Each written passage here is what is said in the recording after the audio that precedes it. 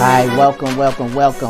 Man, once again, I got some exciting information, man, that I want to share with you. Guys, this is officially part of the Fight for the Family series. So, guys, make sure you guys go over to my Instagram account and look up my IG TV and check out the series Fight for Your Family. If you haven't watch those series, I know it would be a blessing for you. And for those of you that have went over to my IGTV or went to my YouTube channel and you watch those series, this is another one that you can add to your collection, because guys, I got something that I want to share with you, and it is called Relationships Needs Expectations. Guys, man, I'm just going to dive on into this thing because, man, I got a full day and I really want to share this with you. But I was earlier today, I was talking with a friend and we was talking about expectations and relationships, and we were talking about how on a non-committed relationship, then expectations are not needed. But then we started talking about in a committed relationship, whether you're committed, to a workplace, or you committed like for a parent to the child, or a child to a parent, or you committed any type of way that a relationship brings upon a commitment. Expectations are needed. What I want you to do, because I want to clear this up and I want to make it real simple for you, I want you to look at expectation as the gas that you put into your car. So expectation is like the gas that you will put into your car. So expectations to a relationship is exactly like gas to a car. If you don't have expectations at some point, your relationship is going to run out of gas, and then you're going to find yourself not going anywhere. Expectation just pushes you to do more and to do more and to more. Even when it comes to a point where you feel like, man, there is nothing else that I can do. Expectations can come out of nowhere and light a fire into your relationship, and then just require you to do more. Look at the difference between a river and a swamp. See, a river is flowing and it's it has life, and it's bringing forth production and all of that good stuff. It's a place where sometimes you just want to sit out by the riverbank and just enjoy all the beauty that it has.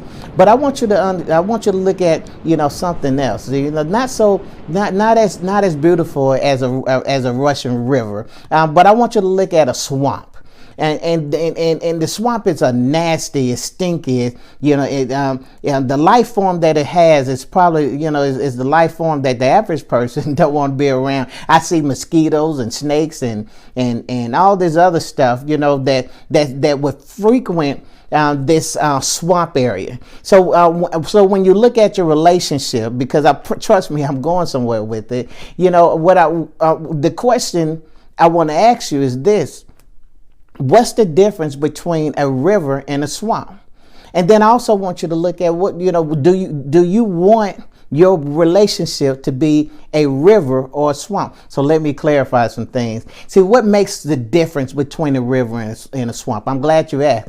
See, the difference between a river and a swamp is that the river has boundaries. The river bank, what it does, it creates a pressure, and that pressure makes the river flow. If you remove the water or the banks, the river banks from the water would become stagnant, and it would cease to have motion. In other words, when you don't have that pressure in your relationship, and that pressure is that expectation, when you don't have that, your relationship becomes stagnant. It's not moving, it's not flowing, and it becomes stale and dead, and it begins to stink because it have no running life to it. So the question is, do you want a river or do you want a swamp in the relationship? I know the answer to that, but I want you to be able to connect that to how important expectations is.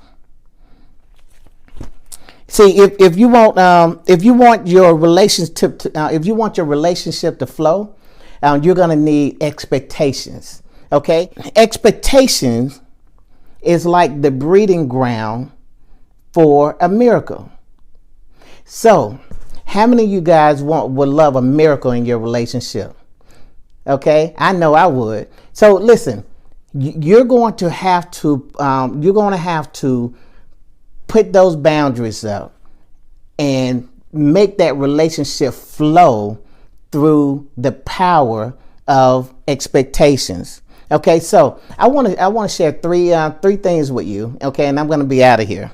Okay, number one, if you want that type of relationship, if you want a relationship that's flowing, if you want a relationship that's productive and that has a life, then number one thing that you're gonna want to do is you want to communicate, and you're gonna want to communicate often.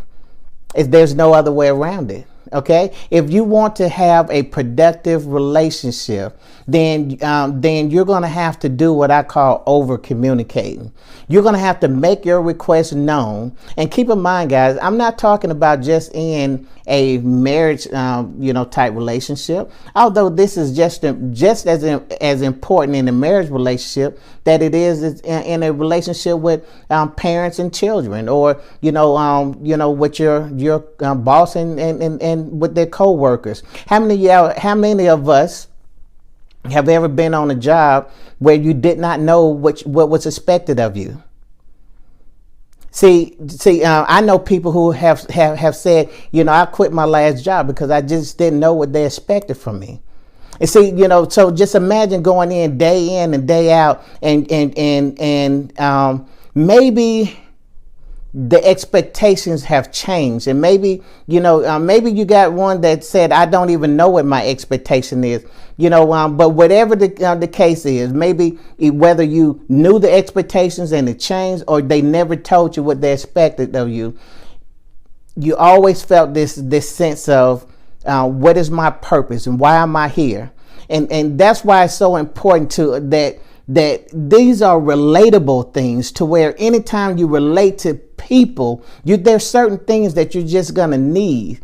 And we just see it on our work life, and then we get home and then we act like the things are different, and we're going around not expecting anything from our spouse.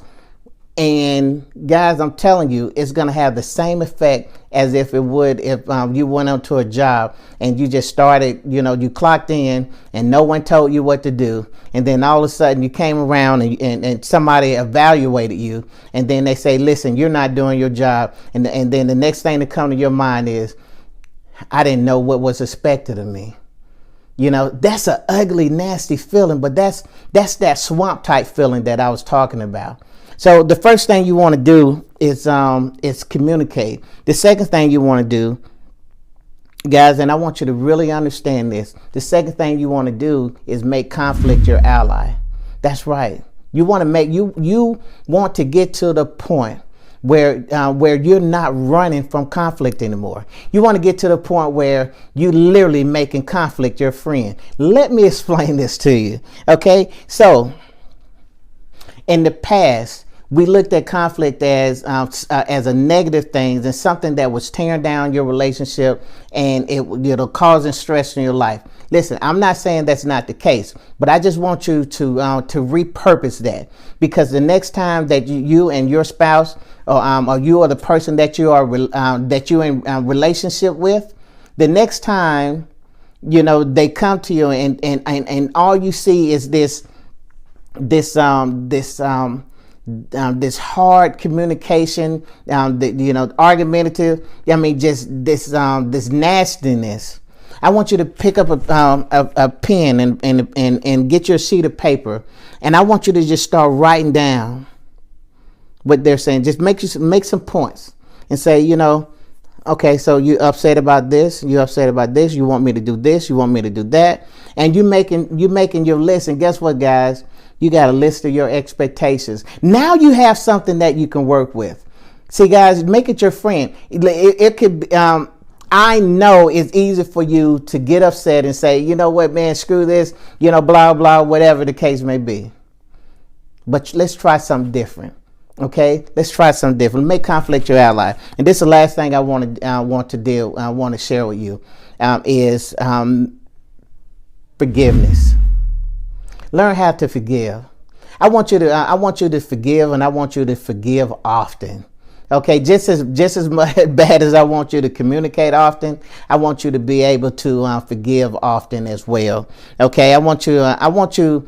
When the Bible said, "How often should I forgive?" Then, and Jesus answered and said, 70 times 70 per day. Then I want you to use that same type of math and say, you know what? How often should I forgive my spouse? Okay, then man, just say I'll be able to do it. I want to be able to do it, 70 times 7, okay, per day. All right. And so guys, that's what I want to share. I want to show you this book. If you got, first of all, thank you all the ones who have purchased this book, The Power To. It has been a real blessing, and if you bought it and you read it, go to Amazon and leave a review, because those reviews are very important. Okay, to the ones who haven't purchased it, what are you waiting for? Go out, purchase The Power To. It's how to succeed in marriage and in business.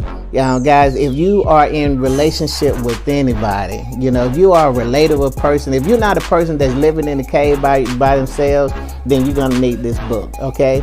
And what I do, I break down 8 revelations on why God created us 2 by 2. And I break down these revelations, and guys, it's going to be such a blessing for you.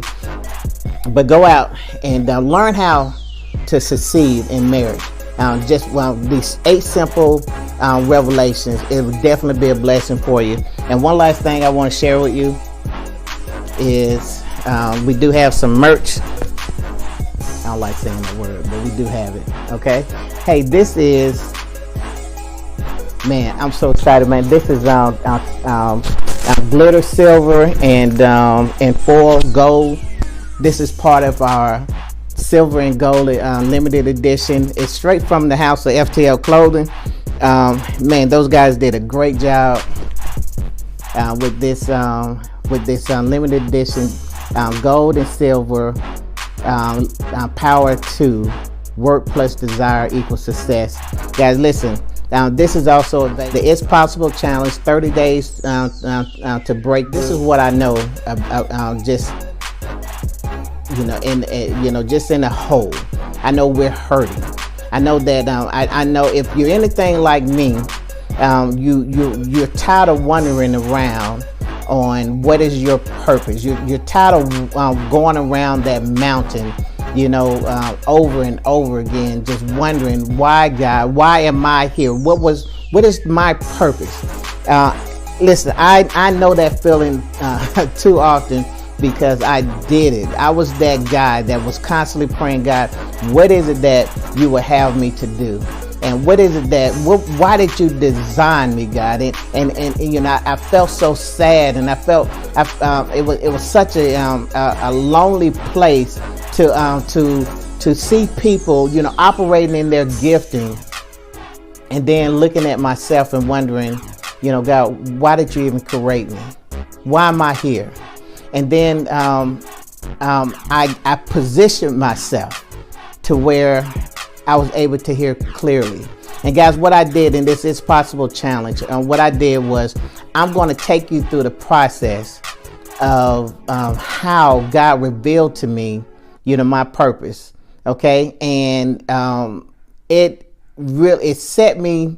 positioned me in a place where I have so much clarity right now, to where there is no more fear. I have expectations from God. See, now I know what God expected from me. So before, had no expectation. Now I know what He expects from me. I got my assignment. That song they say, he, she, whoever understood the assignment, I understand the assignment. So if you want to understand your assignment, join me December the 1st.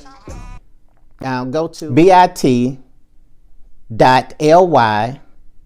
/3 capital R effect and register. The 3R effect. So what is the 3R? We're gonna be dealing with refocusing, redefining, and redirecting your life, guys. So once again, man, I'm so excited to be able to bring you this message. I hope this bless you. Love you. My name is Eric Kirk. I'm your relationship coach, and I see you on the next episode.